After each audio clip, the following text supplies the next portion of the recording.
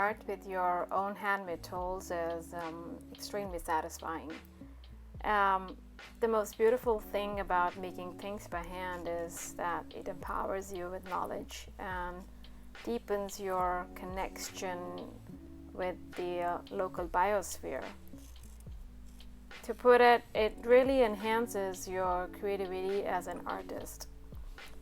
Hello everyone, I am Jyotsna. I'm a mother, a scientist, and an artist based in Graz, Austria.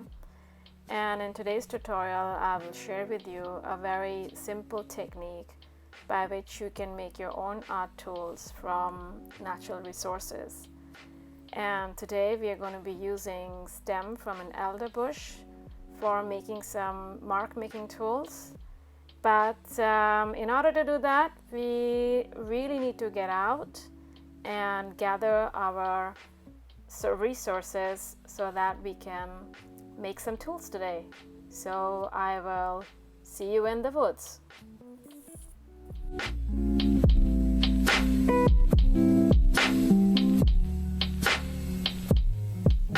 So hi guys, I'm here in a beautiful protected nature reserve close to the city where I live, and I've come here to collect some twigs of an elder bush. So I have an elder tree right in front of me, which can easily be identified from its flowers, which are creamy white in color, and they have a sweet fragrance to them. So the bush flowers during late May to early June. The leaf of elder is a compound leaf. That means that the leaves are opposite to each other. They are about 4 to 5 or sometimes 7 leaflets on a single leaf.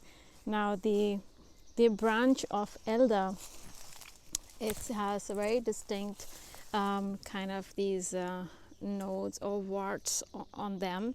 So I'm going to pick a stem which is about something like this, which is about 1.5 to 1 centimeter in diameter. It should not be too mature because the mature wood is really hard and the pith is also hardened, and it shouldn't be very young as well. Something like this. This is a very young stem. So I'm going to go collect a stem and I'll show you what I've got. See you later.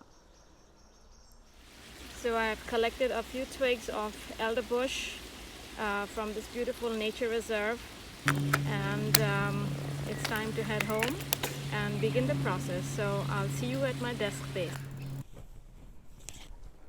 So I'm back from the nature reserve after having collected a stem which I cut into smaller pieces from elder bush. So for this purpose, we are going to need a secateur or a pair of sharp scissors, another pointed tool like an awl or even a bamboo skewer, which we will use for pushing the soft pith in the stem all the way through. So that makes it a hollow stem, and then we can use it as a dip pen or even a paintbrush or as a charcoal stick holder. Another optional tool that you will require is, or an object is this is a nail file, which I don't use, but I've kept it for this kind of crafting purpose. Either this, or you could even use a sandpaper to smoothen the end surfaces of the twig or stem once we are done with. So the first thing we're going to do is to pick a stem that you like. Now it doesn't have to be straight. Now for me, I like to have some kind of a character in a tool that I'm using, and you first have to cut it to the length that you desire. So this is a bit too long for me, so I'm going to cut it further that I can hold, and also from the base. When you pick a stem of an elder bush or any similar plant which has the stem of which has a soft central pith, so all you need to do in this is to just take a pointed object, like I'm using a bamboo skewer, and I'm going to gently push the central soft pith through the stem. So I'm going to speed up this process and I'll meet you at the end of it. So this was a really nice stem to work with. So now let's see if I can get this out, or maybe I will push it through and pull it out. So when you pick a stem, you need to see that you have a stem which is about 1 to 1.5 centimeter in diameter, because you need to have roughly about 3 to 4 millimeters of this green rim around it. Now, even though this is not exactly 3 millimeter, but this wood was really good to work with. So after we have gotten our potential art tool, we are just going to sand it from the end here to just smoothen the surface. You could leave it like that if you like. I mean, I really don't care about it because that's not the part I'm going to hold. And the other end as well. Now I'm going to see, so I have a willow branch which I had collected last year on a hike during autumn. So I use this willow branch as my writing nib. It makes for a beautiful writing nib. So I had made a couple of them earlier. So all I have to do is just cut it into a smaller piece. It's really hard. And I forgot to mention, you also need a knife or any kind of knife. Like I have got this cutter. And all you have to do is just chisel it. I'm going to see if this fits in. Yes, it fits in beautifully.